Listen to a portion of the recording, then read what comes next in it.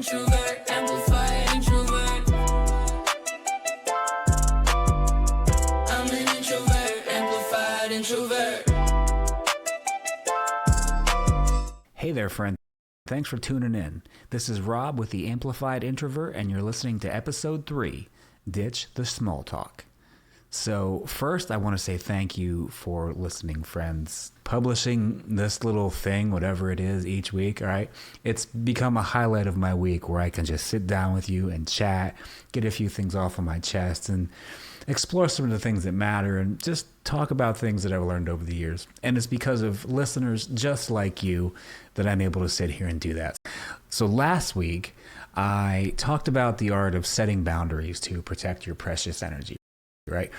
I believe I said something like saying no to the things that you don't care about or the silly stuff when needed is essentially just saying yes to yourself, right? So try to say yes to yourself more often.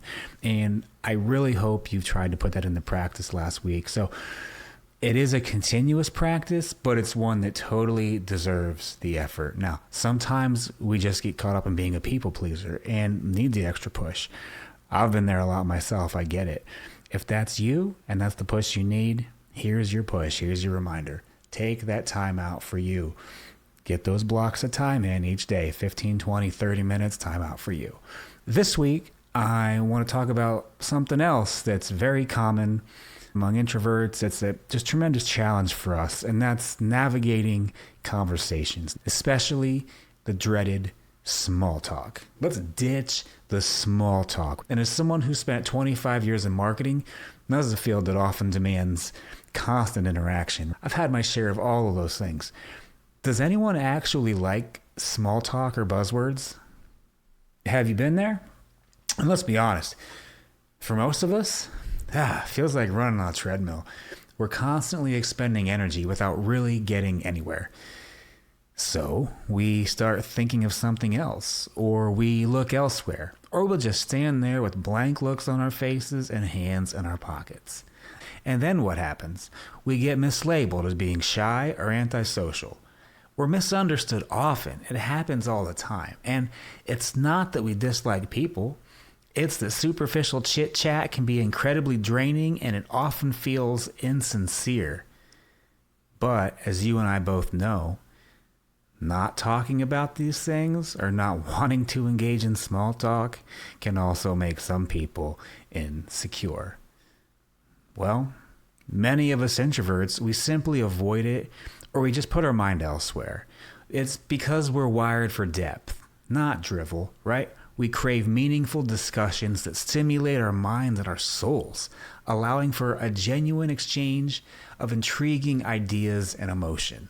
Not the weather, all right? Not Aunt Flo's apple pie recipe. Who gives a shit? But it's really hard to find deep connection and deep conversations in the business world. I remember tons of networking events early in my career where I would find myself just mentally exhausted after a few minutes of that surface level babble, cluelessly walking around the trade show floor, shaking sweaty hands and talking about sports, the weather, golf, none of which I care a thing about. My mind was starved for substance, absolutely starved. And then I realized, hey, if I wanted to truly connect with anyone or even make any impact at all, man, I would need a new approach. And thankfully, I discovered that you don't have to act extroverted to have decent conversations, and our introverted quirks, well, they can be leveraged. The key lies in just one word, and that word's curiosity. So I started harnessing the same curiosity I had for my own ideas to explore new ideas with other people.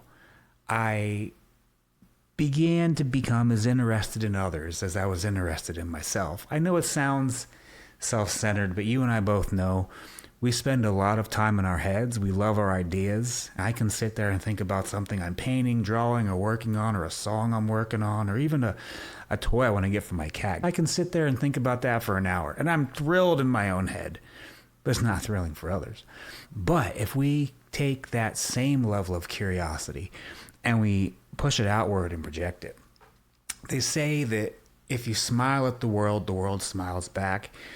What you give to others, they give to you. So I must think that by that same analogy, well, attention works the same way. So if you're interested in other people, they're going to be more interested in you. The key lies in one word: curiosity. In fact, I started harnessing the same curiosity I had for my own ideas to explore new ideas with other people. Now, at first, it felt strange, and like most habits, it took a few weeks to train my nervous system to accept and automate the behavior. But over time, after a little while, I found myself just asking others questions, being more involved in their conversations, right? I got out of my own head. I just had to practice it.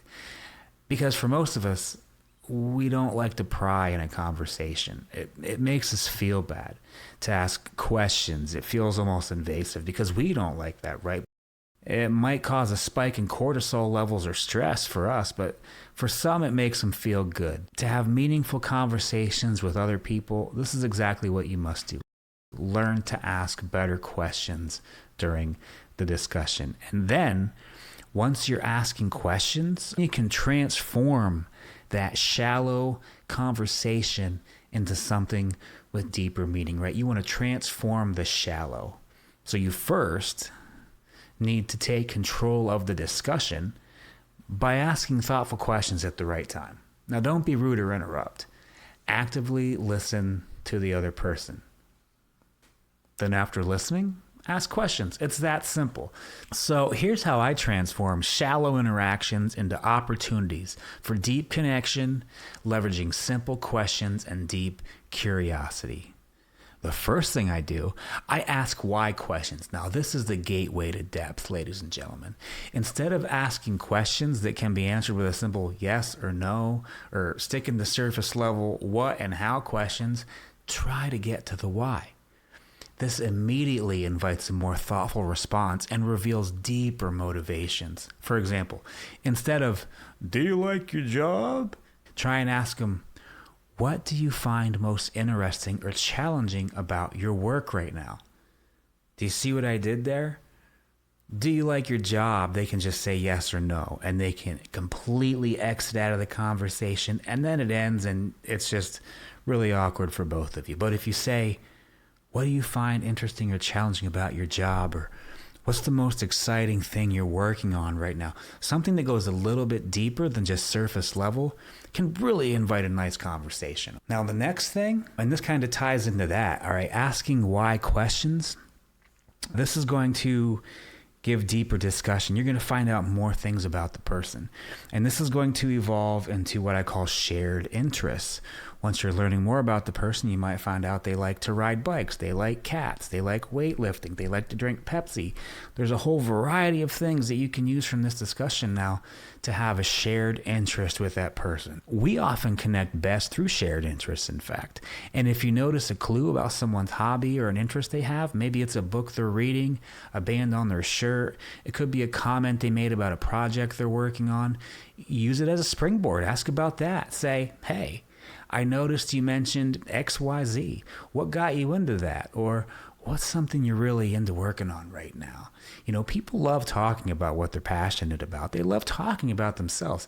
And it naturally leads to more engaging dialogue, friendship, and a deeper level of rapport. But to do this, you have to engage technique number 3. The third technique I found to be super helpful is being an active listener.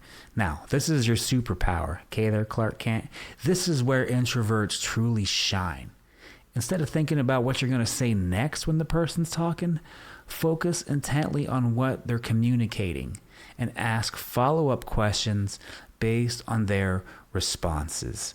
All right? You don't want to listen to reply. You want to listen to understand. This is the basis for all active listening skills, because when people truly feel heard, they feel valued, and that builds a very deep level of trust and deep connection.